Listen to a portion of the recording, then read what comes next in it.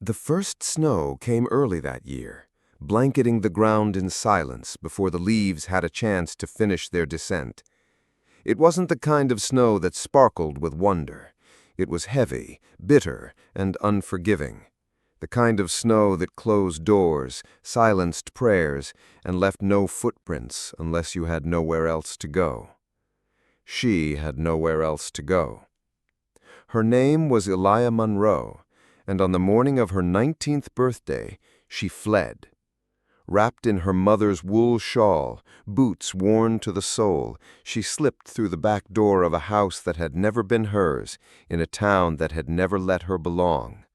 A ring, not hers, burned in her pocket. An arranged marriage to a widower 3 times her age had been her father's final decree, offered with a whiskey-glazed smile and a threat behind every word. Her voice hadn't mattered. Her tears had dried up long ago. Elia didn't cry as she walked into the cold. She just walked. The pine trees thickened as she left town, their limbs bowing gently under the weight of fresh snow, as if nodding her forward. There was no trail, only instinct. Her breath came out in clouds. Every step deeper into the wilderness felt like erasing a name she no longer wanted to carry. She wasn't sure where she was going, only that it was away. By midday, her fingers were numb. Hunger gnawed at her belly like a stray dog. She passed a frozen creek, the surface cracked in webs. Somewhere in the trees, a raven called once, then vanished. She had no map, no food, only the name of a place she'd once overheard from a traveling merchant, Dry Hollow. Said to be 3 ridges west, said to be kind to runaways. But as the sun dropped, so did her strength. By the time she collapsed beneath a cedar tree, the snow was falling harder. Her lips were blue. Her heartbeat slowed. Her eyes fluttered. And then, movement. Soft crunches in the snow. Not a deer, not a bear. Human. A shadow stepped into view. He wore fur-lined buckskin, dark hair braided and dusted in frost. A hunter, tall, silent, with eyes like smoke above a weathered scarf. He said nothing, only crouched beside her and offered warmth from a tattered buffalo robe. She should have been afraid, but something about the stillness in him stilled her. She passed out before she could ask his name. That night, under strange stars, Elia Monroe was not married, not owned, not spoken for. She was simply alive, and carried by a stranger with silence in his bones. The fire had died to embers, but its memory lingered in the stillness of the mountain clearing. Silence settled over the 2 travelers like a heavy snowfall. Joseph Gray Elk hadn't spoken a word since they left the trading post, and yet, in his presence, Mary felt something she hadn't known in months: safety. They were deep into Lakota territory now, far from the reach of any preacher, judge, or unwanted suitor. The days were cold, the nights colder, but he always found wood. He built the fire before she asked. He left food near her bedroll, but never too close. His care was precise, not tender in the way a man courts a woman, but protective, instinctive, like a wolf watching over its wounded. Mary tried to speak once. "You don't say much, do you?" she asked, softly, wrapping her fingers around the warm tin cup of tea he had brewed from dried sage. Joseph looked at her then, eyes catching the flicker of firelight. His voice, when it came, was rough and low, like wind in deep canyons. "Words are traps," he said simply. And then he turned away again, disappearing into the pines to scout the area.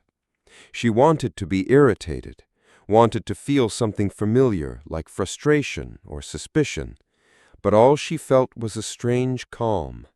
Maybe it was his silence, maybe the rhythm of hooves and wind, but for the first time since she ran from the town of Ellis, Mary stopped looking over her shoulder. 3 days passed. In the quiet of the forest, Mary began to change. Her hands, once blistered from laundering linens, now hardened from collecting firewood. She started waking before sunrise. She learned to listen to the forest, the sharp snap of branches that meant elk, the whisper of wind that carried snow. Joseph rarely instructed her. He simply did, and if she watched, she learned. On the 4th morning, she found a rabbit snare near their camp. It had been reset overnight. "You taught me that without saying a word," she said, holding up the fresh kill. Joseph didn't smile, but he did something rarer. He looked at her and nodded, slow and deliberate. That afternoon they reached the ridge line overlooking a sweeping valley, the Missouri River winding silver through the land below. Snow glittered on the peaks behind them. "This is where I leave you," he said. Mary's chest tightened. "What do you mean?" "My people wait across that water," Joseph said, pointing toward the valley. "But if you go that way," he nodded east, "you'll find a town, safer than Ellis." Mary looked both ways, the river, the town, and the man. "I can't go back," she whispered, "and I don't want another town." He didn't reply, just looked at her, the way he always did, like he could see past the bones and breath of her. And for a long, fragile moment, the wind carried only the hush of snow. "I was sold like cattle," she said, her voice quivering. "Told to marry a man who put a bruise on me before the ring was on. And when I ran, they called me unclean, unfit. I had nowhere to go." Joseph stared at her, unmoving. Then he reached into his satchel and pulled something out, a bundle wrapped in tanned hide. He unwrapped it slowly and held it out, a small beaded necklace, blue and bone white, shaped in the old Lakota pattern of protection. "For you," he said. "You were never unclean, just too strong for weak men." Mary's throat closed. She took the necklace with both hands, fingers trembling. He stepped back, as if that was the end, as if his role was done. But she didn't let him go. She said, "I never asked your name." He said, "Joseph Gray Elk." "Well, Joseph Gray Elk," she said, standing firm in the wind. "Don't leave yet. Please. I don't want to be led to safety anymore. I want to walk beside someone who knows what silence means." His eyes softened, barely, but enough. He turned toward the path leading west, and this time they walked together. They crossed the ridge at dawn. Snow crunched underfoot, the only sound in the still white world around them. Mary walked beside Joseph Gray Elk, her breath visible in the chill, her steps steadier than before. She no longer looked like a girl running. She looked like a woman choosing. And Joseph, he still barely spoke, but now his silences held something warmer, something shared. They followed no trail. Joseph read the land instead. The bend in the pine trees meant strong wind came from the west. The deeper snow near the roots told him where to set up camp. Mary watched, learned, and grew quiet herself. Words had failed her in the town that tried to cage her, but here, in the wilderness, she found a new language, built from glances, gestures, breath.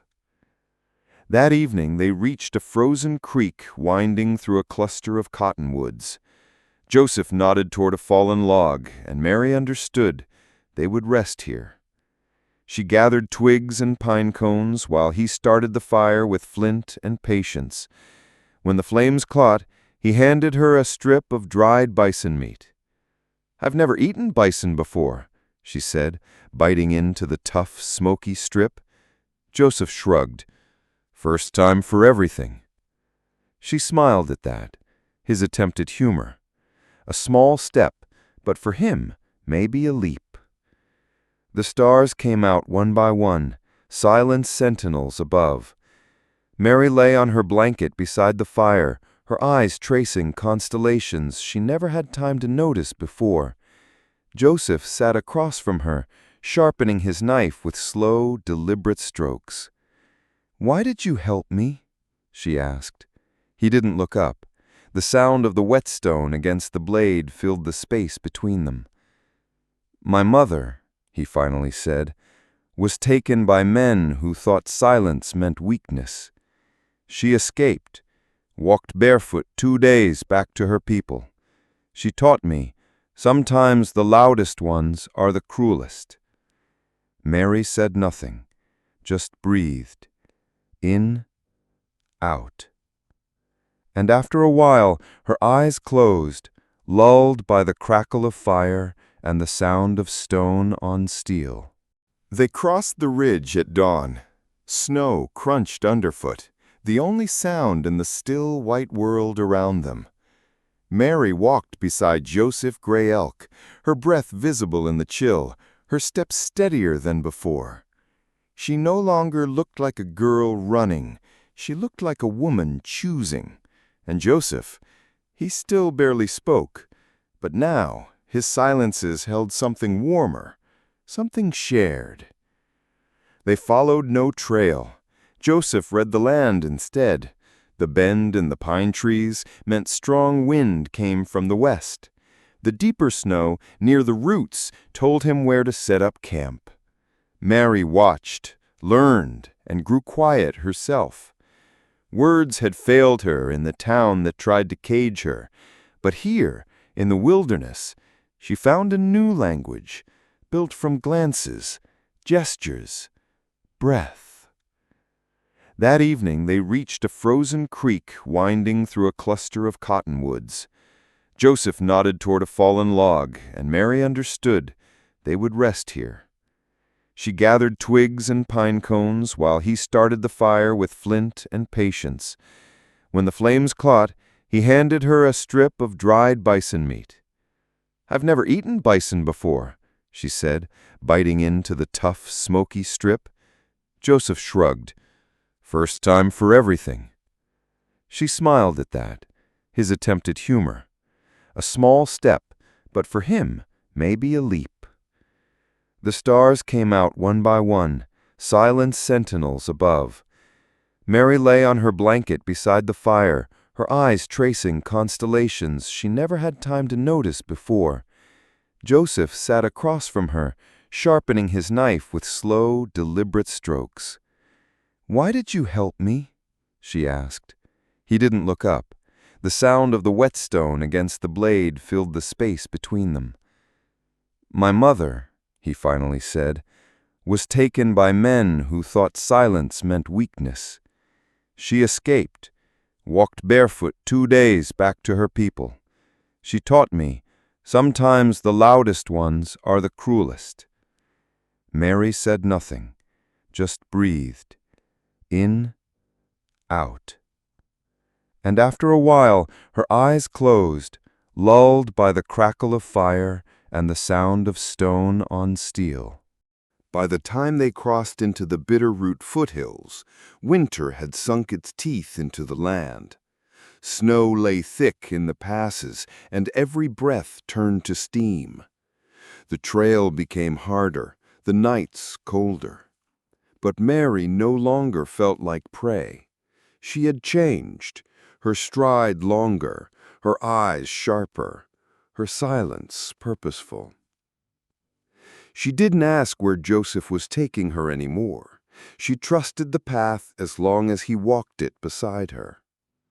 They moved westward, toward lands he called quiet country, where no lawmen would ask questions and no cousins of a jealous suitor would come sniffing with loaded rifles. Joseph spoke more now, not much, but enough. Sometimes about plants that cured fever, or how to read cloud shapes before snow. Other times his words carried fragments of the past. "My father taught me to skin a deer with a flint knife," he said once, as he worked by firelight. "But my mother, she taught me which part to offer the spirits." Mary listened. Every sentence from him felt like a stone uncovered, heavy with truth, rough at the edges, and worn from years of weather. One morning they found a broken wagon abandoned near a pine grove. A scattering of torn canvas flapped in the wind. Mary moved to touch the wood, but Joseph stopped her. "Wait." He crouched, scanning the snow for tracks. His fingers brushed a faint print, then another, larger. He said, "Someone's been here, 2 nights ago, maybe more." He stood slowly. "Not soldiers, maybe trappers, maybe deserters." Mary glanced around. "Are we in danger?" "Not yet," he said, but his eyes stayed on the trees. That night, he didn't build a fire. They slept with blankets pulled tight, huddled close under pine boughs for cover. The stars above burned cold and distant, like eyes watching a story too old to change. In the dark, Mary whispered, "What happens when we get there, to that quiet country?" Joseph didn't answer right away. Then, softly, "That depends on you." She turned to look at him, his profile etched against the moonlight like something carved from the mountain itself. "I don't want to keep running, not forever." He nodded slowly. "Then we stop. We build. Together." Those last words settled over her like snow, silent but lasting. They reached the river 5 days later. It was wide and dark, ice forming along the edges. On the other side stood a forest so dense it looked like another world. Joseph led her to a narrow bend where the current slowed. "We cross here," he said. The water was bone cold. Mary's skirt soaked to her thighs as she followed him across, trembling. But when they reached the far bank, Joseph pulled her up with both hands, steadying her. "From here on," he said, "no one knows your name, unless you tell them." She met his gaze, breathless, soaked, shaking, but alive. And something inside her, something wild but no longer wounded, rose to meet his words.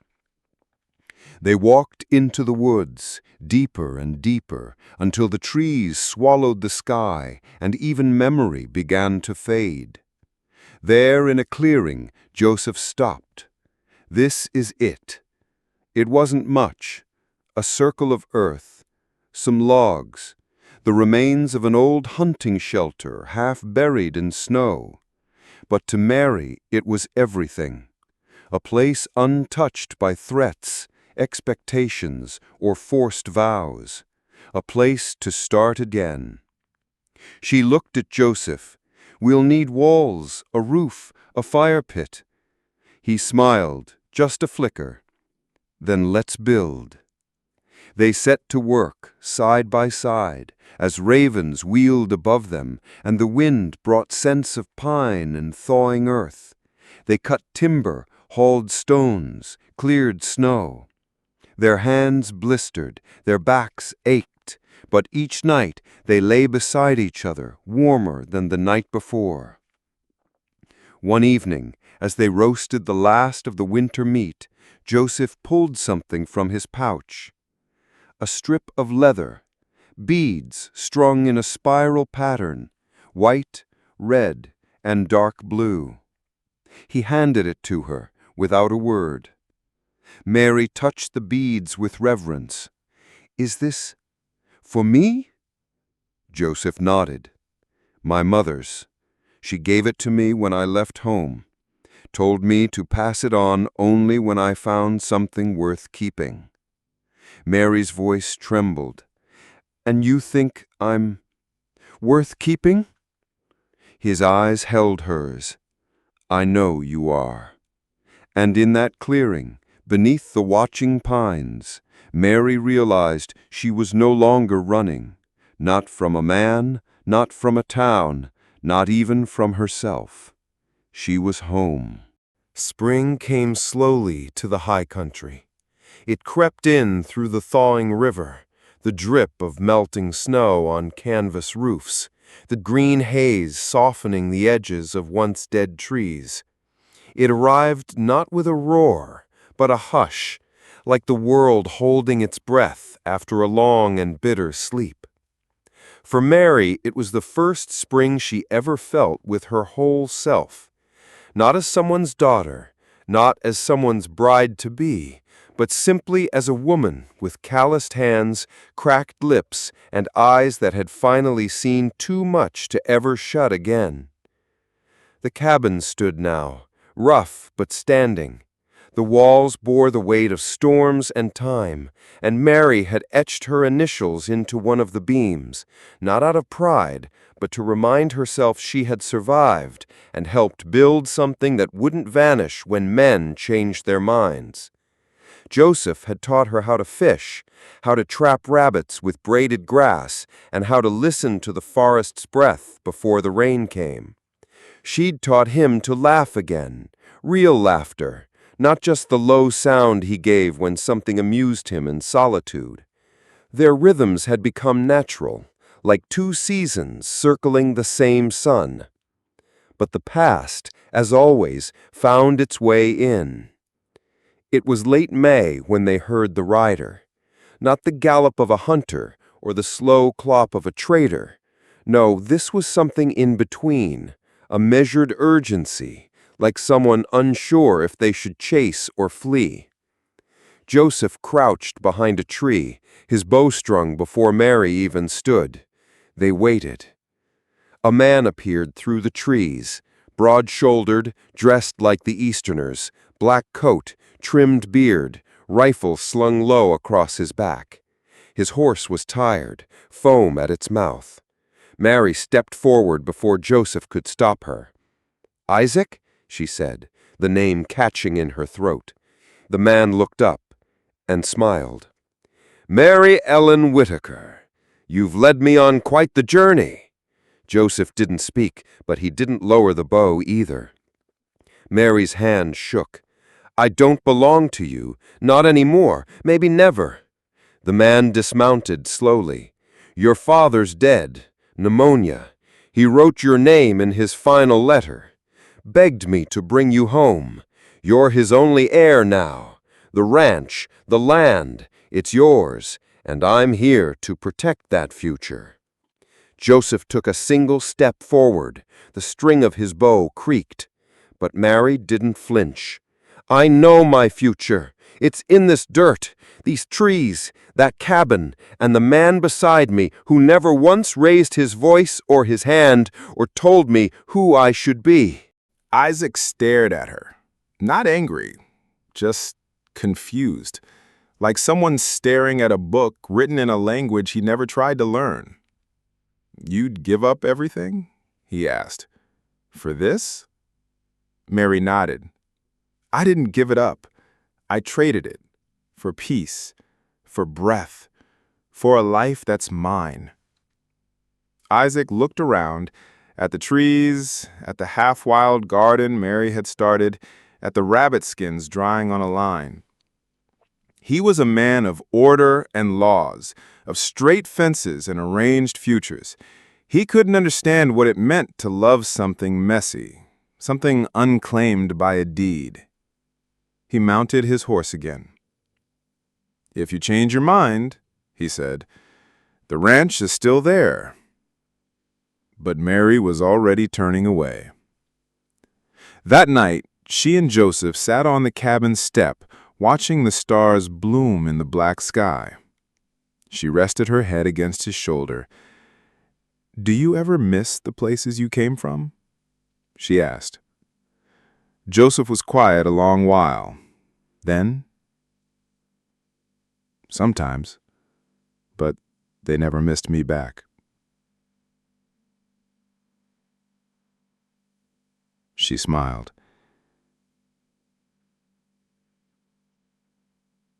I think that's how I feel too.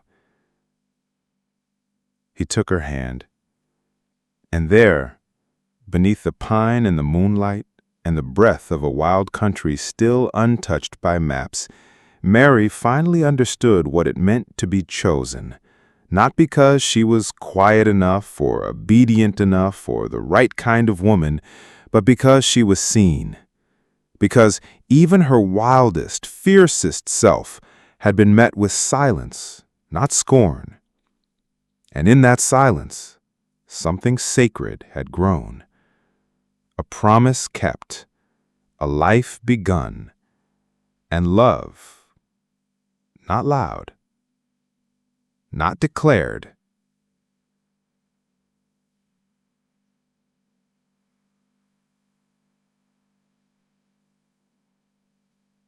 but lived.